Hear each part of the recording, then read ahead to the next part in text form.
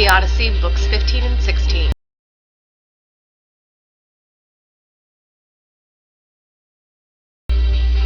Telemachus returns to Ithaca, and Odysseus decides to act against the suitors.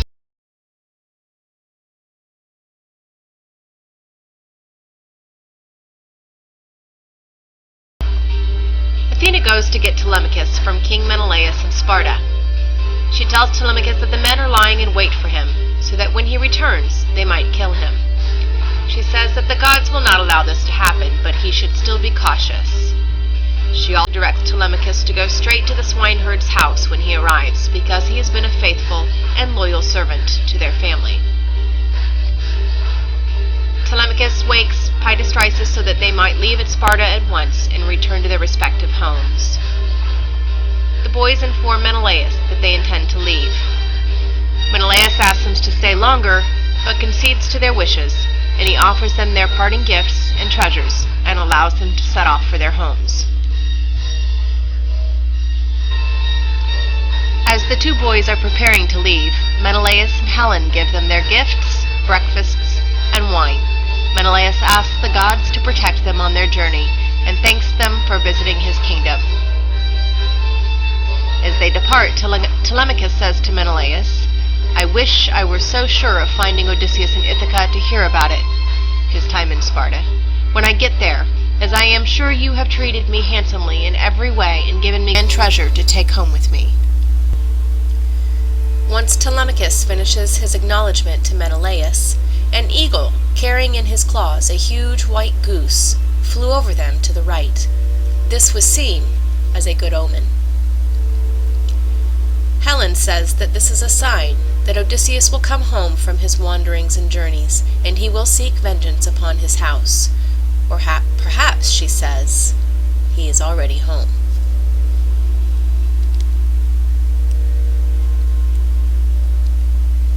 Telemachus asks Pydastrysus to leave him at his ship and not take him on into the city, because Nestor, the good king and man he is, would just keep Telemachus longer than he needed to be.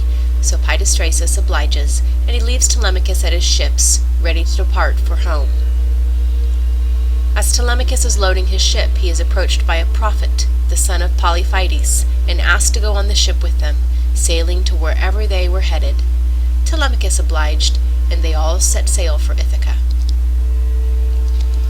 Meanwhile, back in Ithaca, Odysseus, who is still disguised as a beggar, is staying with the swineherd Eumaeus, and Odysseus decides to see if Eumaeus is indeed a true and honest host.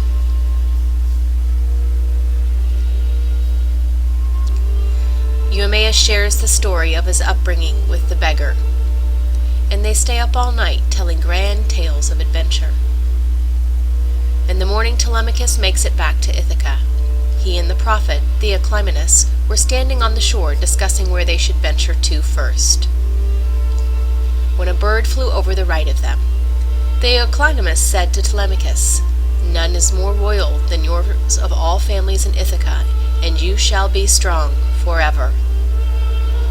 And Telemachus followed the orders of Athena and went to see the swineherd first. In your composition notebooks, take the following notes for Book 15. Number 1. As Telemachus and his companion prepare to leave Sparta and Menelaus' house, they are given gifts and treasures. Number 2. An omen appears, an eagle with a white goose in its talons. Helen interprets this as a sign that Odysseus has returned to Ithaca. Number 3. Meanwhile, back in Ithaca, the swineherd tells tales to the old beggar about watching Odysseus grow up from a child and helping Odysseus' son Telemachus grow to be a fine man like his father. And number 4, Telemachus avoids the suitors' ambush by going ashore near the swineherd's hut. Book 16.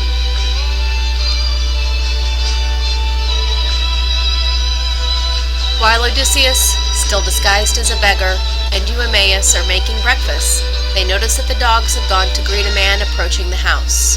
The dogs do not bark at him, for they recognize the man, Telemachus. Eumaeus runs out to greet Telemachus, whom he considers a son. He hugs him and he weeps with joy over his arrival. Telemachus hugs him, calling him Daddy. Telemachus expresses his concern over the decision his mother must make, to continue to wait on her long-lost husband, or to sacrifice her pride and pick one of the pretenders. Telemachus also tells Eumaeus that he does not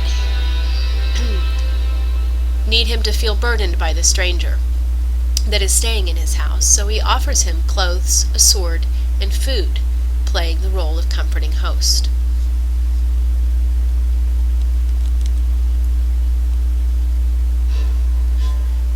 The disguised Odysseus says to Telemachus that if he were the young prince, he would rather fight for his house than lose everything at the hands of disgruntled, selfish men. And Telemachus then sends Eumaeus to the palace to let his mother know he has returned safely to Ithaca after his journey to Pylos. Athena then shows up disguised and beautiful. She is not noticed by Telemachus, but Odysseus and the dogs recognize her at once, and she signals Odysseus to meet with her.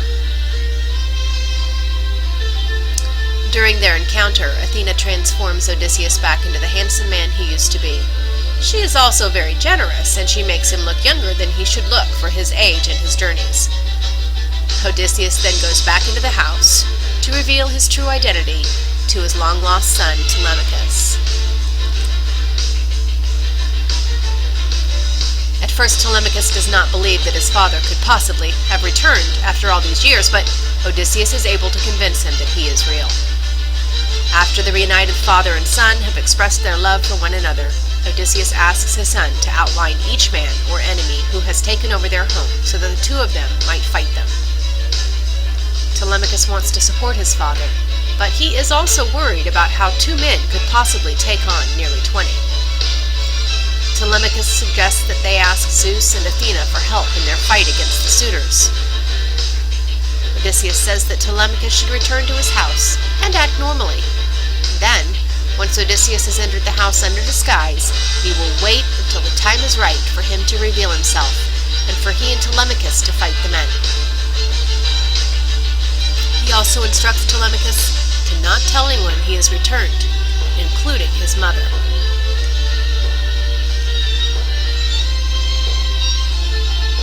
While Odysseus and Telemachus are plotting their vengeance against the suitors, the ship that Telemachus was sailing back on from Pylos rounded the bay into Ithaca, where the ship filled with the suitors was waiting to strike.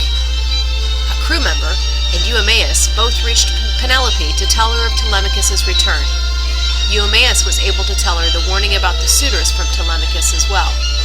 Once the suitors realized that they had missed their chance with Telemachus, they called a meeting. Antinous says to the men, "A special providence has brought him home, but don't let him escape. We must find some way to kill him here, for I don't think we shall do our business while he is alive." Antinous makes a new plan for the men. He says that they will watch for Telemachus to come into town so that they can attack him then. He also says that they have had enough of Penelope's indecision and they are now going to force her to choose whether she is ready to or not. After Antinous spoke, one man, Amphinomus, spoke up and said that he did agree with the plot against Telemachus. Many of the men agreed with Amphinomus, and the men dispersed back to the house of Odysseus. Once the men are back at the house, Penelope, who knows of the plot against her son, approaches the men and calls out Antinous specifically in front of everyone. Penelope says to Antinous, "And now, you are swallowing up the house of Odysseus, and you pay no price. You propose to marry the wife of Odysseus, you murder the son of Odysseus, and plunge me into the depths of sorrow. I charge you to cease, and tell your friends to do the same." The ever-scheming Antinous told Penelope that he loved dear Telemachus like his own son, but even though he was saying this to Penelope, he was still plotting the murder of her son Telemachus. Penelope retires to her room, and Athena brings sleep upon her. Back at the swineherd's house, the disguised Odysseus and Telemachus welcome back Eumaeus from the city. After the men eat, they also fall into a relaxing sleep.